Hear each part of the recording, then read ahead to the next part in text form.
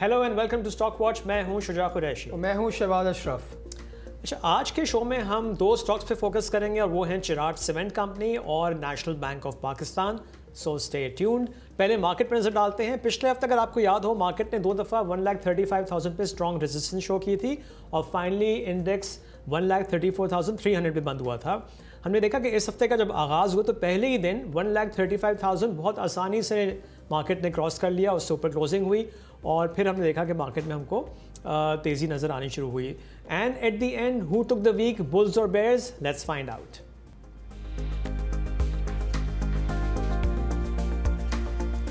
सो इस हफ्ते भी बुल्स ने डोमिनेट किया and they took the week. Index में हमने 4,298 पॉइंट्स का इजाफा देखा, 3.2%, और क्लोजिंग हुई है 1,38,597 पे, एक और record high closing.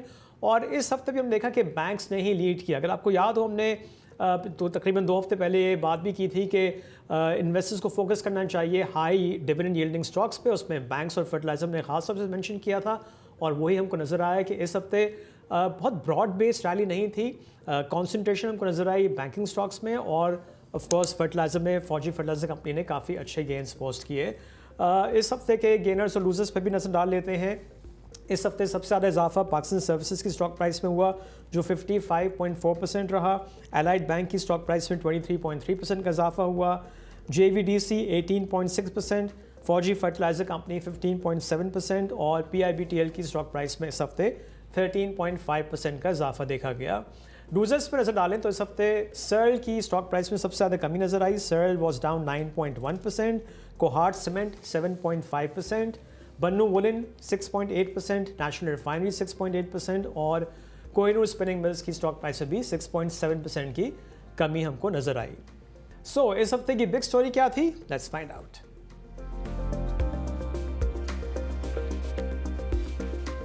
So big story में एक्चुअली कोई स्टॉक स्पेसिफिक या मार्केट स्पेसिफिक खबर नहीं थी। मार्केट में तेज़ी की वजह ऑफ कोर्स रिजल्ट सीजन का आगाज़ और उसमें of course concentration banking stocks पे और फर्टिलाइजर में, यानी कि हाई डिविडेंड यील्डिंग स्टॉक्स पे हमको नजर आई।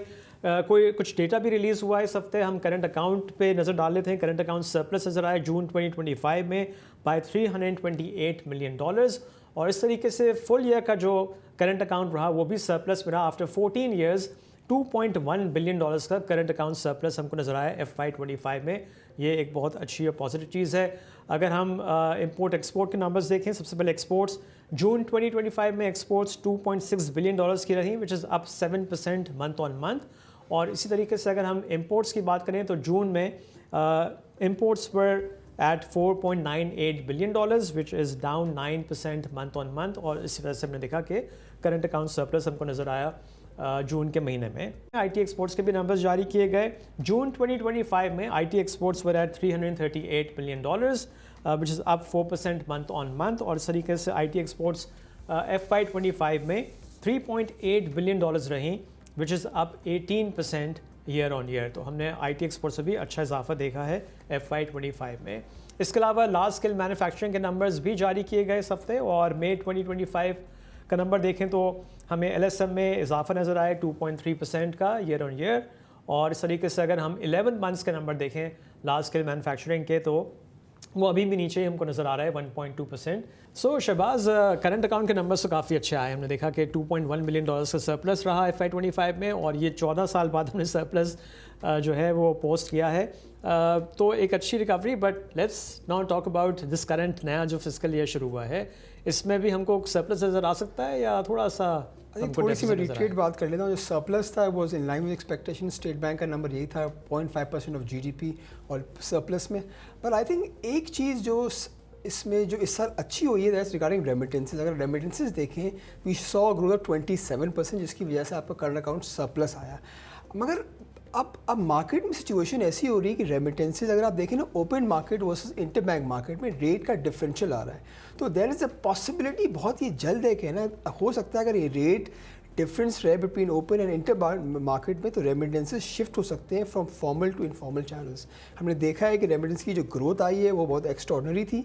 हम एक्सपेक्ट यही कर रहे हैं और गवर्नमेंट भी यही एक्सपेक्ट कर रही है कि ग्रोथ इतनी ही रहेगी। ग्रोथ नहीं, सॉरी एब्सोल्यूट नंबर इतना ही रहेगा। बट इफ़ दिस नंबर डिविएट्स तो ये चीज़ करंट अकाउंट जो नेगेटिव हो सकता है नेक्स्ट ईयर। बट अगर आप ओवरऑल देखें, because of higher GDP growth and 4.2% की जीडीपी ग्रोथ है, तो नेक्स्ट ईयर गवर्नमेंट का टारगेट है कि 1.5 से 2 बिलियन का करंट अकाउंट्स डेफिसिट होगा।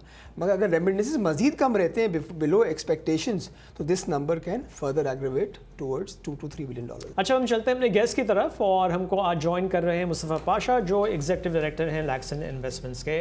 Mustafa, welcome to the show. Thank you Shuja, pleasure to be here. अच्छा मुस्तफ़ा, इस हफ्ते हमने बहुत अच्छी रैली देखी, लेकिन वो ब्रॉड बेस्ड रैली मैं उसको नहीं कहूँगा। It was more concentrated towards high dividend yielding stocks, और उसमें हमको ऑफ कोर्स बैंक्स नज़र आए, और फर्टिलाइज़र में एफएफसी ने अच्छे गेंस पोस्ट किए, और ऑफ कोर्स एंग्रो फर्टिलाइज़र और एंग्रो होल्डिंग्स ने भी अच्छे गेंस पोस्ट किए। सो नाउ बैंक्स में जो तेज़ी हमने देखी है और जो नए हाइज हमने बनते हुए देखे हैं, उसके बाद अब सवाल इन्वेस्टर्स के जहनों में ये है कि यहाँ से क्या बैंक से मज़ीद अपसाइड है? इस पर आप क्या कहेंगे? तो देखिए Shuja, I think one of the reasons why banks obviously जो आप मेंशन कर भी रहे थे कि they have been in the limelight was primarily I think the yield that they were offering. And I think जैसे ही इंटरेस्ट रेट्स हमने देखा है कि नीचे आए हैं, और जैसे एक्सपेक्टेशंस बढ़ती गई हैं कि शायद स्टेट बैंक आगे जाते हुए भी इंटरेस्ट रेट्स कट कर सकता है, तो आई थिंक जो यील्ड प्लेज हैं वो वापस लाइमलाइट में आए। आई think one of the other triggers that we've seen के बिकॉज जो हमारे पास ओनली रिजल्ट है अभी तक बैंकिंग सेक्टर में बड़े बैंक्स का, वो यूबीएल का रिजल्ट है।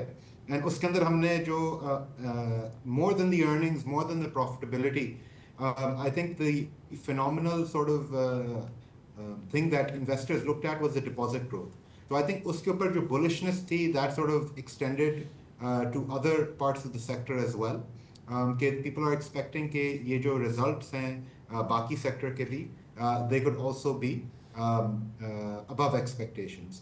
So I think from the perspective of how much further upside there is in banks, I think you will have to look at it bank to bank. Generally आप ज़ाहिर banks को हम valuations के ऊपर assessment करेंगे, हम उनकी yield के ऊपर असेसमेंट करेंगे, फ्यूचर ग्रोथ के ऊपर असेसमेंट करेंगे। तो I think investors will definitely be looking at banks जिनकी यील्ड्स अब सिंगल डिजिट्स में आ गई हैं, तो मे बी वहाँ पे आपको कोई स्विचिंग हो बैक इनटू बैंक्स जिनकी अभी भी शायद कुछ ऑफर कर रहे हैं डबल डिजिट यील्ड्स। तो I think the banking sector as a whole there will be opportunities, and it's possible कि people will start to switch from banks that have rallied a lot to banks that have lagged in the recent rally. Right. अच्छा, अब यहाँ पे काफ़ी सवाल आ रहे हैं मेरे जहन में, बट एक एक करके लेते हैं। सबसे पहले तो आपने कहा कि इंटरेस्ट रेट में मज़ीद कट एक्सपेक्टेड है मार्केट में। आपकी क्या एक्सपेक्टेशन है? डू यू रियली एक्सपेक्ट कि यहाँ से जो पॉलिसी रेट इस वक्त 11% है, मज़ीद कट हो सकता है? कब हो सकता है और कितना हो सकता है?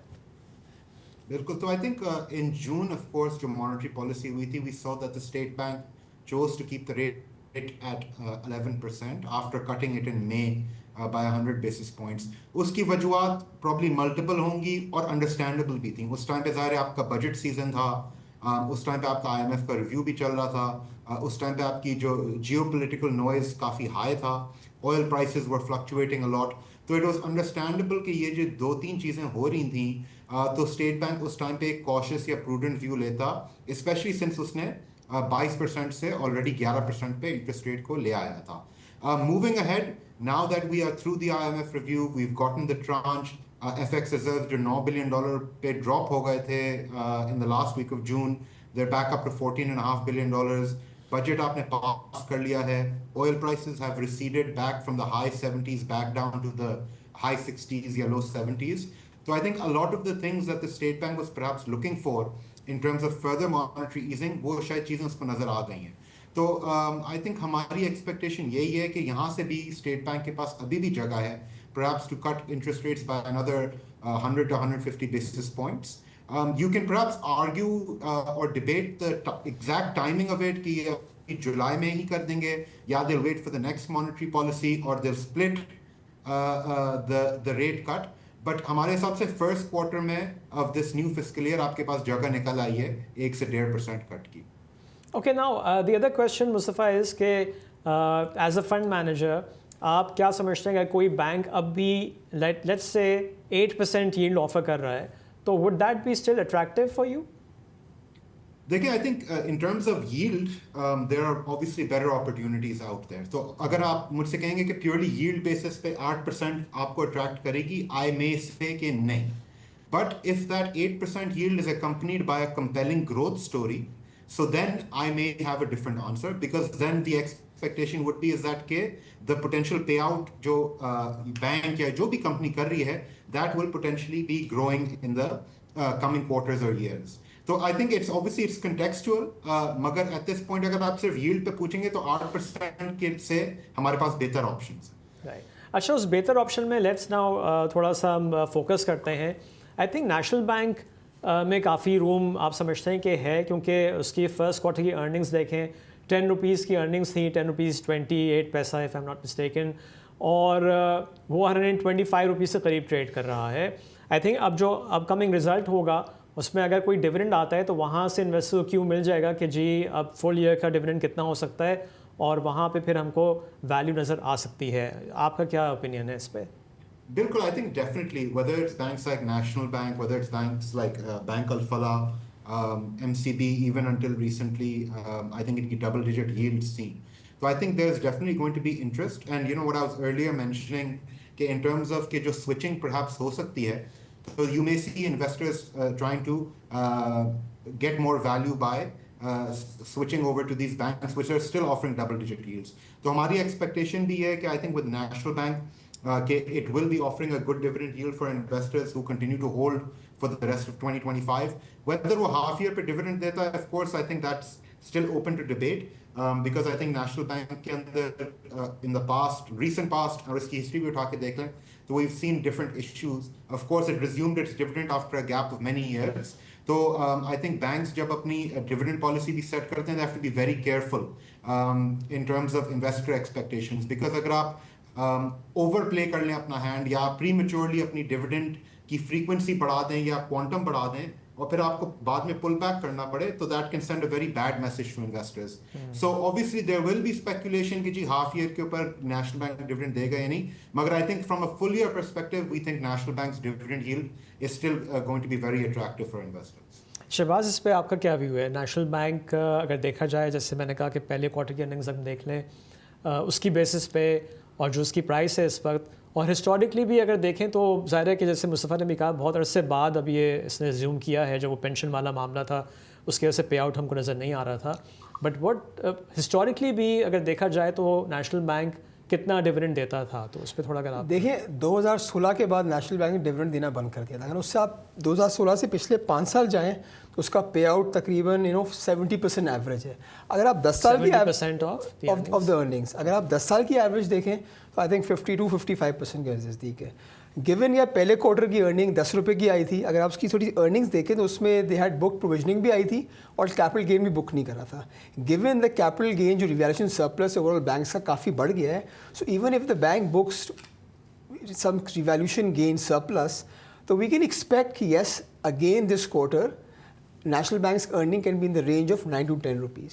सो अगर हम ये एक्सपेक्ट नहीं कर रहे कि पूरे साल 40 रुपये की अर्निंग देंगे, अगर वो फॉर एग्जांपल अज्यूमिंगली अगर आप एवरेज कंसेंसस देखें, मेरे ख्याल से ओवरऑल जो एनालिस्ट का है वो तकरीबन 30 से 32 रुपये का है, और अज्यूमिंग कि अगर इस पर हम 20 रुपये डिविडेंड दे देते हैं, so then you can see किस तरह की यील्ड प्रोवाइड कर रहा है ये, अबव 14-15% है amongst all the banks. I think National bank is the bank which is currently providing you the highest yield, 14 से 15%. तो yes I think National bank में जगह, और दूसरी इंपॉर्टेंट है देखिए इसका आप लेवरेज रेशो देखें, इसकी कैपिटल एडिक्वेसी देखें, वहाँ भी जगह है.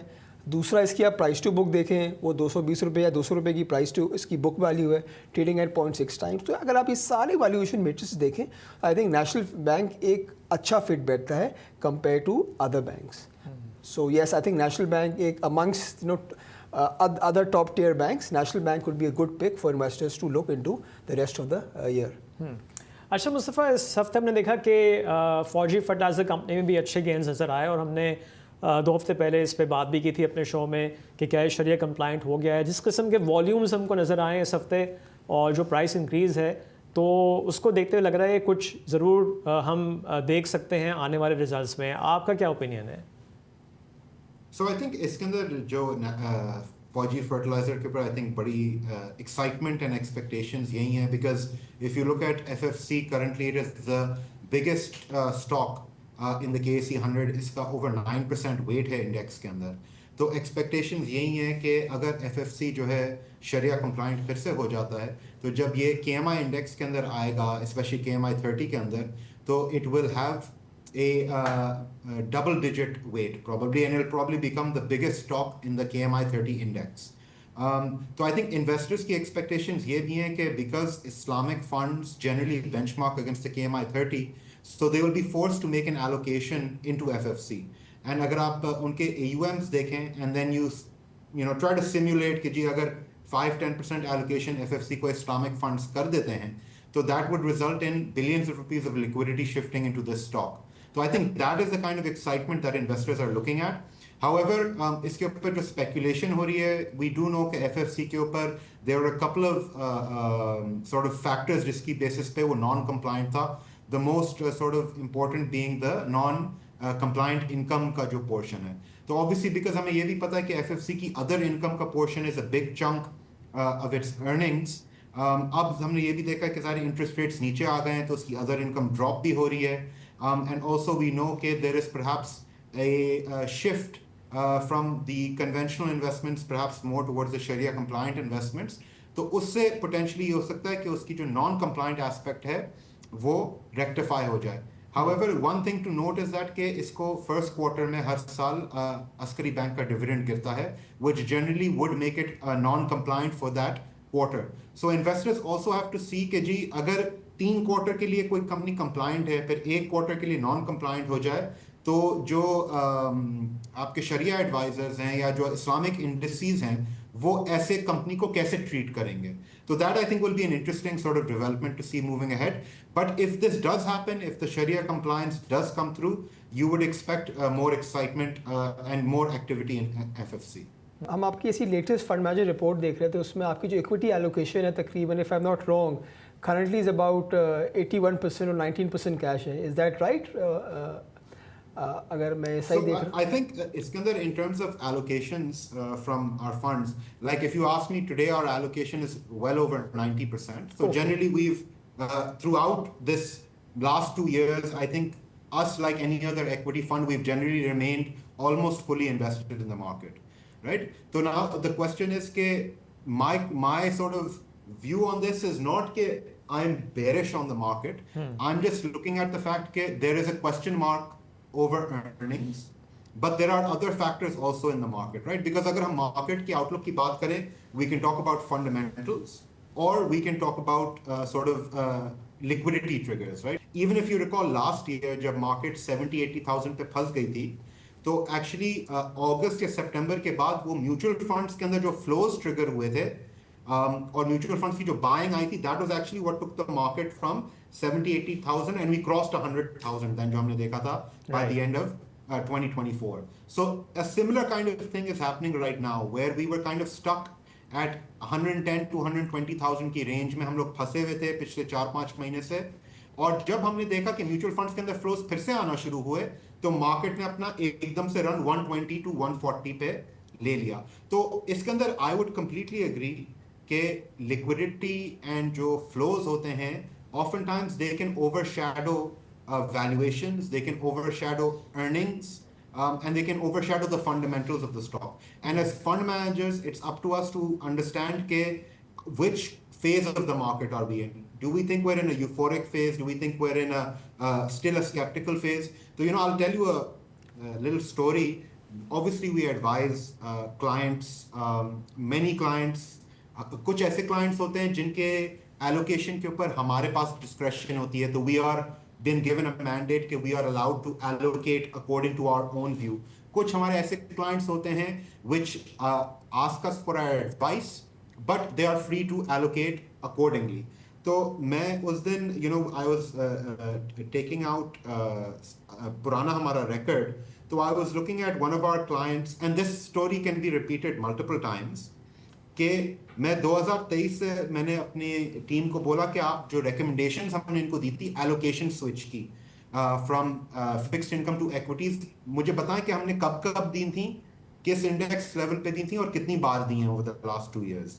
तो when they started telling me, तो the recommendation started from June 2023 और जुलाई में फिर गई, फिर दिसंबर 23 में गई, फिर जुलाई 24 में गई, फिर सितंबर 24 में गई, फिर नवंबर 24 में गई और लेटेस्ट मई 25 में गई. And if you, I don't know if you believe me, out of these 7 or 8 instances, in the first 7 instances, the client did not agree to switch their allocation from fixed income to equities. Only in the last recommendation, जो हमने फिर से top up करी मई के अंदर, just a couple of months ago, वहाँ पे client then agreed कि मैं अपनी allocation बढ़ा लेता हूँ towards equities, and वो भी half of the recommendation जो हमने उसको दी थी.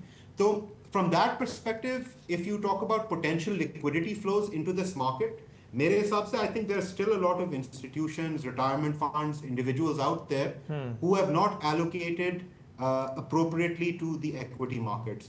तो वो जो flow है, वो अभी भी sidelines पे available है. And if that continues in the market, then you can see a multiple re-rating, and Pakistan potentially could then break out of this 6-7 का range, and we could then start to hit or go back to those cyclical peaks that we saw in 17 and 2008. अच्छा पाशा, एक और question, if you see lately जो difference between the open market जो में dollar versus the interbank काफ़ी बढ़ रहा है. So what are your thoughts on this, और आपका रुपये पे क्या आउटलुक है फॉर FY26? मेरे हिसाब से I think one of the reasons why this is happening also in terms of ये जो spread widening है, one, I think the state bank is being quite aggressive in terms of mopping up dollar liquidity. I think we have seen for the first time in Pakistan's history कि state bank जो है actively market के अंदर dollars suck up कर रहा है और वो लिक्विडिटी अपने पास लेके जा रहा है in order to build up reserves. वरना तो पाकिस्तान की हिस्ट्री ये रही है कि हम डॉलर के अंदर बोरोइंग करते थे और फिर वो डॉलर मार्केट में बेचते थे to protect the rupee's value. अब भी हम उल्टा कर रहे हैं. हम बेसिकली एक्सटर्नल डेट लेवल्स अगर आप पिछले 3 साल या 2 साल में देखें, वो रिलेटिवली स्टेबल हैं. रिजर्व्स 3 बिलियन से ऑलमोस्ट $14.5 बिलियन तक पहुंच चुके हैं. तो ये स्टेट बैंक की जो बाइंग अग्रेसिवली वो मार्केट से कर रहा है, that may be contributing to it. Of course एक सीजनल इम्पैक्ट भी है. लोग उम्रा पे गए, लोग हज पे गए, इट्स समर तो पीपल विल बी ट्रैवलिंग. तो I imagine there is also a seasonal impact in that. And also looking ahead, the state bank does have some payments that it has to make. So for example, a lot of the payments that we've been making recently, उसके अंदर एक ये आपको definitely expectation होती है कि ये roll over हो जाएगी पेमेंट या रीफाइनेंस हो जाएगी. तो हमने देखा जैसे जो हमने चाइनीज बैंक्स को पेमेंट्स करी थी बैक इन मार्च या फरवरी, वो फिर हमने देखा कि जून के अंदर आके वो रीफाइनेंस हुई. या other loans that we generally look at from bilateral governments like Saudi, UAE, etc. कि वो रोल ओवर हो जाती हैं. चाइना से भी हमें रोल ओवर्स मिलते हैं. मगर हमारी सितंबर के अंदर एक यूरो बॉन्ड की पेमेंट है which about $500 million की, जो at this point Pakistan has not yet gone back to the international bond markets to borrow money. तो इसके अंदर ये भी हो सकता है कि state bank is probably trying to build up reserves in order to sort of provide a buffer for that payment which is due in September for the euro bond. And of course we know कि दूसरी payments भी रहती हैं. So I think this may be probably responsible for the थोड़ी सी जो tightness हमें FX markets में भी नजर आ रही है. ठीक है. Okay Mustafa, as usual it was a pleasure talking to you. Thank you very much. Thank you very much Shuja. Thank you Shehbaz. Thank you. अच्छा शहबाज, काफ़ी डिटेल से मुस्तफ़ा से हमने बात की. अब थोड़ा सा आगे बढ़ते हैं और एक और स्टॉक जो मैं डिस्कस करना चाह रहा हूँ वो है चिराट सीमेंट. और चिराट सीमेंट हम इसलिए डिस्कस कर रहे हैं बिकॉज मई में हमने देखा था कि एक नोटिस आया था स्टॉक एक्सचेंज पे और अफान में जो एक और लिस्टेड कंपनी है उसकी एक्विजिशन के बारे में. और उसमें दो ऑफ कोर्स ग्रुप्स जो हैं वो सामने आए. एक तो सफ़ायर ग्रुप है और एक Cherat group along with Shirazi investments. ये जॉइंट इनकी एक्विजिशन होगी अगर ये क्वालिफाई कर जाते हैं. अबाउट 75.6% जो स्टेक है वो that is up for acquisition. तो चिराट सीमेंट अगर हम वैसे भी देखें, अगर ओवरऑल सीमेंट सेक्टर की बात करें तो काफ़ी सीमेंट स्टॉक्स जो हैं वो उसमें हमने अच्छे गेंस देखे हैं. और अगर प्राइस अर्निंग मल्टीपल पे देखें तो वो 8, 9, 10 के मल्टीपल पे हमको नज़र आ रहे हैं. बट चिराट सीमेंट मैं देख रहा था कि उसकी जो 9 मंथ्स की अर्निंग थी वो 35 रुपीज़ 17 पैसे की थी और थर्ड क्वार्टर में 8 रुपीज़ 67 पैसे की अर्निंग आई थी. थोड़ा कंजर्वेटिव व्यू भी ले लें तो अगर 40 रुपये की भी अर्निंग आती है तो उसके हिसाब से भी मल्टीपल्स की बेसिस पे चिराट सीमेंट एक अट्रैक्टिव लेवल पे ट्रेड कर रहा है. बट बियॉन्ड दैट अगर ये चिराट सीमेंट और शिराजी इन्वेस्टमेंट जो हैं वो कामयाब हो जाते हैं एक्विजिशन में, तो फिर कितनी वैल्यू चिराग सीमेंट में आ सकती है, ये भी एक बड़ा वैलिड सवाल होगा। बट शहबाज ये बताइए कि चिराग सीमेंट एज अ ग्रुप कैसा है, इनके पास इनकी बैलेंस शीट कैसी है और ये क्या आराम से एक्वायर कर सकते हैं?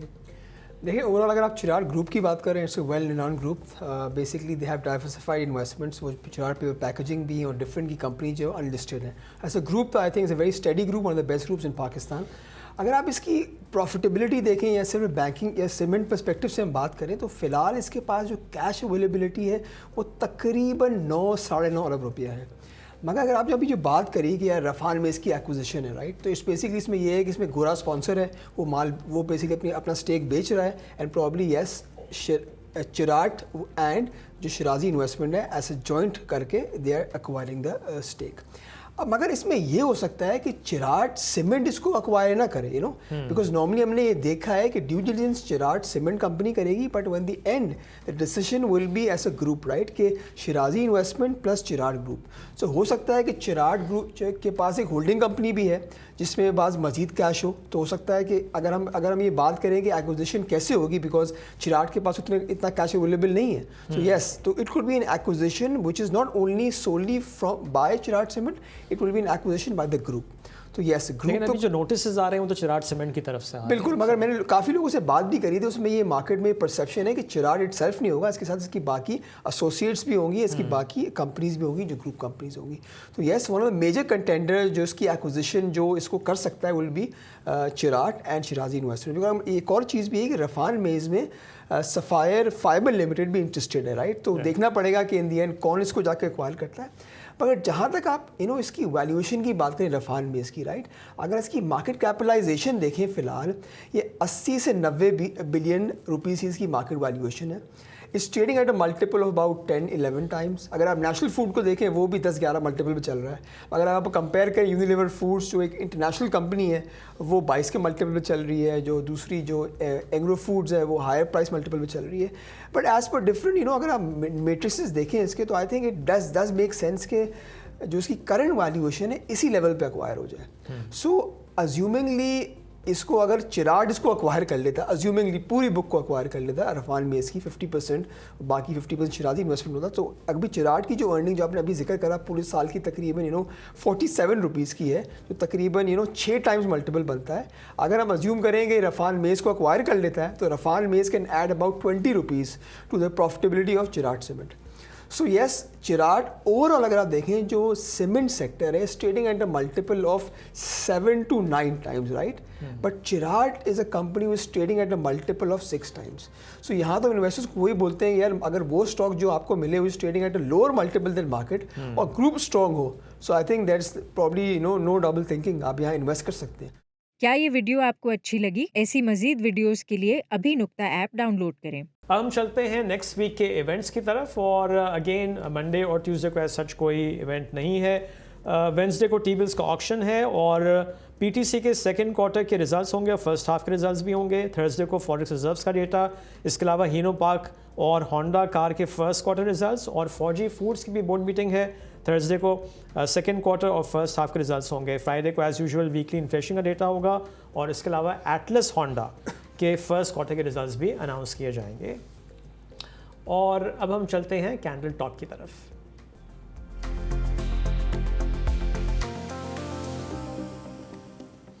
नाउ इस हफ्ते मार्केट ने मल्टीपल रेजिस्टेंस लेवल्स को ब्रीच किया और जो इंट्राडे हाई बना फ्राइडे को 1,40,500 के पास था। अब ये जो लेवल है ये एक strong resistance of course Friday को भी साबित हुई, वहाँ से मार्केट वापस रिवर्स हुई और 1,38,579 पे क्लोजिंग हुई है। सो 1,40,500 would be the next resistance level. इसको ब्रीच करेगी तो ऑफ कोर्स मार्केट 1,41,000 से 1,43,000 को टारगेट करेगी। ऑन द डाउन साइड 1,38,000 एक इंपॉर्टेंट सपोर्ट है, फर्स्ट सपोर्ट है। अगर ये ब्रीच होती है तो 1,37,000 पे नेक्स्ट सपोर्ट होगी। So watch out for these levels.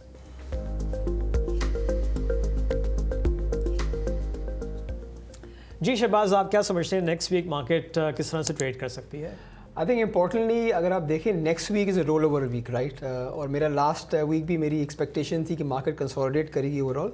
So I think I will continue with my view कि next week would be a week of consolidation.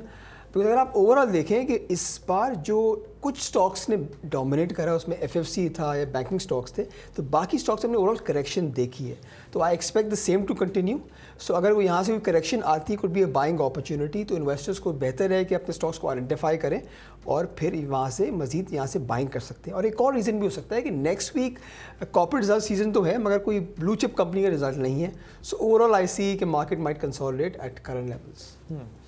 I think अब फोकस होना चाहिए इन्वेस्टर्स का कि जहाँ पे कॉर्पोरेट रिजल्ट्स अनाउंस हो रहे हों वहाँ पे हम देखेंगे अगर अच्छे रिजल्ट्स एक्सपेक्ट किए जा रहे होंगे उन स्टॉक्स में, उन कंपनीज़ में, तो वो स्टॉक्स रैली कर सकते हैं। तो फोकस होना चाहिए नॉट स्टॉक स्पेसिफिक।